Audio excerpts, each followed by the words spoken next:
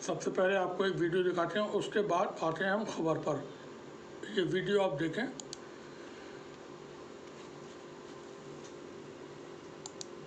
करेगी कि अदालत का फैसला क्यों नहीं मानते? अदालत क्या इस बात का फैसला करेगी कि यहाँ पर राम का जन्म हुआ था कि नहीं हुआ था?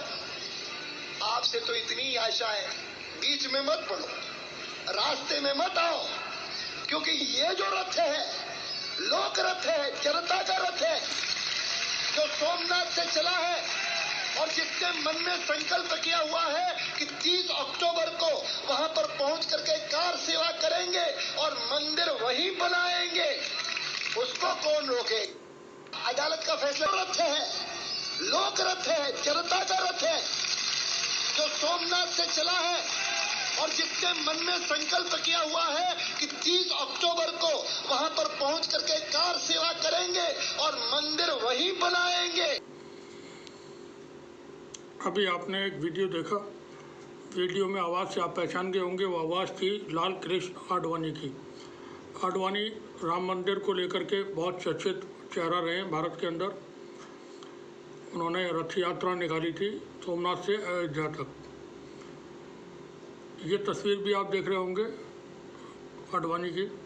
आज लाल कृष्ण आडवाणी को भारत रत्न देने का ऐलान किया गया है और इस बार प्रधानमंत्री मोदी ने सोशल मीडिया एक्स पर एक पूरी पोस्ट लिख करके अपनी खुशी जाहिर की है। पहले पूरी खबर बताई देते हैं आपको। भारतीय जनता पार्टी के संस्थापक चेहरों में से एक लाल कृष्ण आडवाणी को भारत रत्न देने का ऐलान किया गया है।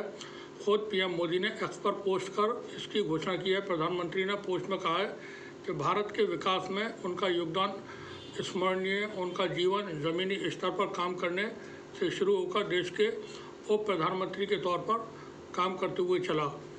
पीएम मोदी ने एक्स पर पोस्ट में कहा है, मैं यह साझा करके काफ़ी खुश हूँ कि श्री लाल कृष्ण आडवाणी जी को भारत रत्न से सम्मानित किया जाएगा।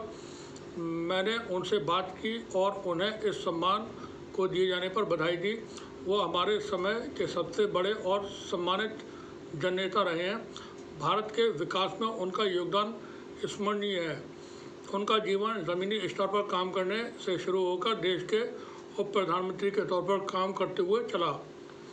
उन्होंने गृह मंत्री और सूचना प्रसारण मंत्री के तौर पर काम करते हुए भी खुद को दूसरों से अलग किया। उनके संसदीय हस्तक्षेप हमेशा अनुकरणीय रहे और स्मृत अंतर्दृष्टि से भरे रहे हैं। लाल कृष्ण आडवाणी कौन है, इस बारे में और जान लें। आडवाणी देश के 7वें उप प्रधानमंत्री रहे। उनका जन्म पाकिस्तान में 8 नवंबर 1972 को एक हिंदू सिंधी परिवार में हुआ था। उनके पिता का नाम कृष्णचंद आडवाणी और मां का नाम ज्ञानी देवी है। उनके पिता पेशे से एक उद्यमी थे। शुरुआती तालीम उन्होंने कराची के सेंट पैट्रिक हाई स्कूल से हासिल की। इसके बाद वो हैदराबाद सिंध के डीजी नेशनल स्कूल में दाखिला लिया। विभाजन के समय उनका पूरा परिवार पाकिस्तान छोड़कर मुंबई आकर बस गया था। यहाँ उन्होंने लॉ में दाखिला लिया। विभाजन के समय उनका परिवार पाकिस्तान छोड़कर मुंबई आ गया था और मुंबई में आकर के उन्होंने law college of the Bombay university से कानून की पढ़ाई की। उनकी पत्नी का नाम कमला आडवाणी है। उनके बेटे का नाम जयंत आडवाणी और बेटी का नाम प्रतिभा आडवाणी है। आडवाणी 2002 और 2004 के बीच अटल बिहारी वाजपेयी की सरकार में भारत के 7वें उप प्रधानमंत्री का पद संभाल चुके हैं।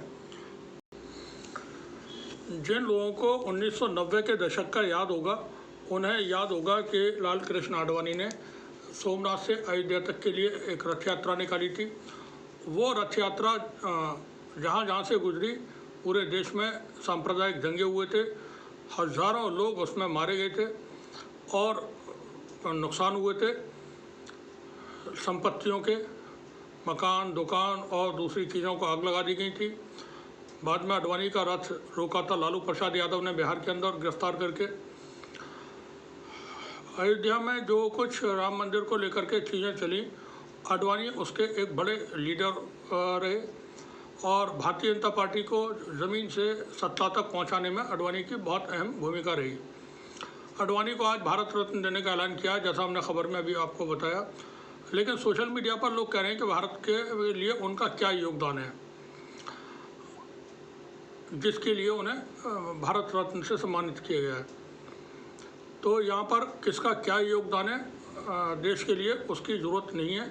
उनका हिंदुत्व के लिए बहुत बड़ा योगदान है, और ये उनको जो भारत रत्न से सम्मानित किया जा रहा है, तो वो समझ लेना चाहिए या मान लेना चाहिए कि उन्होंने जो सेवा की है हिंदुत्व की और संघ के एजेंडे की। चूँकि अडवाणी आरएसएस के एक बड़े करीबी नेता रहे, शुरू से ही आरएसएस के करीबी रहे वो, और आरएसएस के एजेंडे के मुताबिक उन्होंने हमेशा काम किए। हिंदुत्व की आइडियोलॉजी को लेकर के वो आगे बढ़ते रहे, और भारतीय जनता पार्टी को, आरएसएस को सत्ता तक पहुंचाने में अडवाणी का बहुत बड़ा काम था।